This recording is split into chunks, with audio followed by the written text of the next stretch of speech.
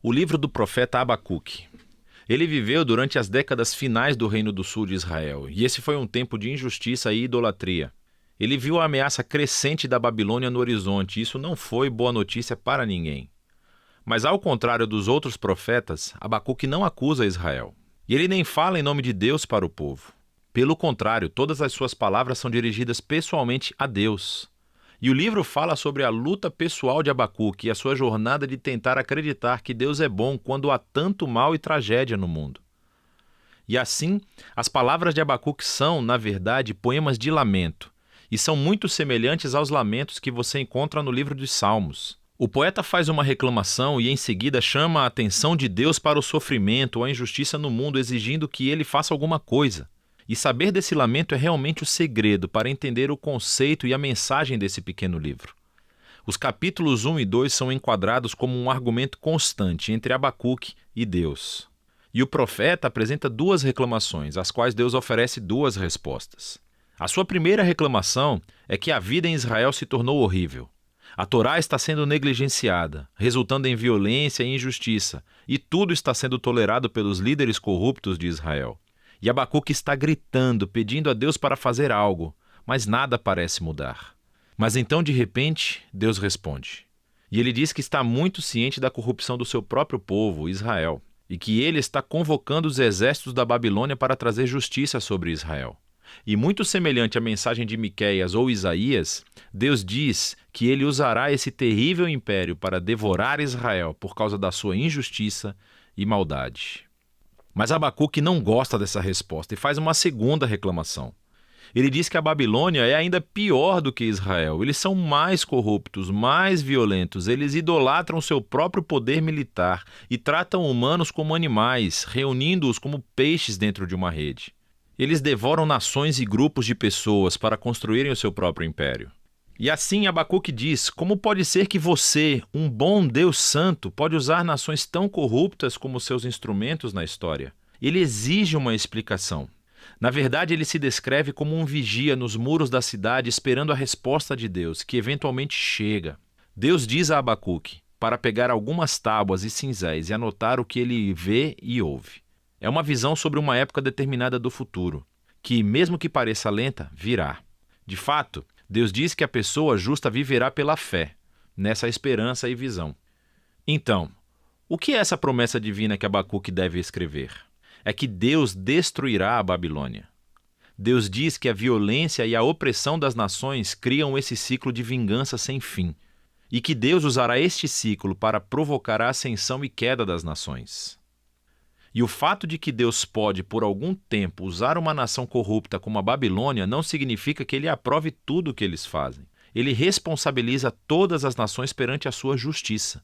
E assim a Babilônia cairá junto, como qualquer outra nação que agir como eles. A promessa de Deus é, então, elaborada por uma série de 5 poemas que descrevem os tipos de opressão e injustiça perpetrados por nações como a Babilônia. Os 2 primeiros visam práticas econômicas injustas, como a forma como as pessoas ricas cobram juros ridículos, como uma maneira de manter as pessoas pobres endividadas. E assim eles constroem sua riqueza através de meios desonestos. O terceiro é uma crítica ao trabalho escravo, tratando os seres humanos como animais e ameaçando-os com violência se não produzirem. O quarto alveja o abuso do álcool por líderes irresponsáveis. Enquanto as pessoas estão sofrendo sob sua má liderança, eles estão festejando e desperdiçando seu dinheiro em sexo e bebida. E o último expõe a idolatria, o motor que impulsiona essas nações. Eles tornaram dinheiro, poder e segurança nacional em seus deuses, oferecendo a fidelidade a todo custo. E assim, as pessoas se tornam escravas do seu próprio império nacional. Agora, as tais práticas descritas aqui não são exclusivas da Babilônia, mas isso faz parte do objetivo. Dada a condição humana, a maioria das nações acaba se tornando a Babilônia. E é assim que a resposta de Deus a Abacuque nesse livro se torna a resposta de Deus para todas as gerações futuras, para qualquer pessoa que viva em um mundo governado por outras Babilônias.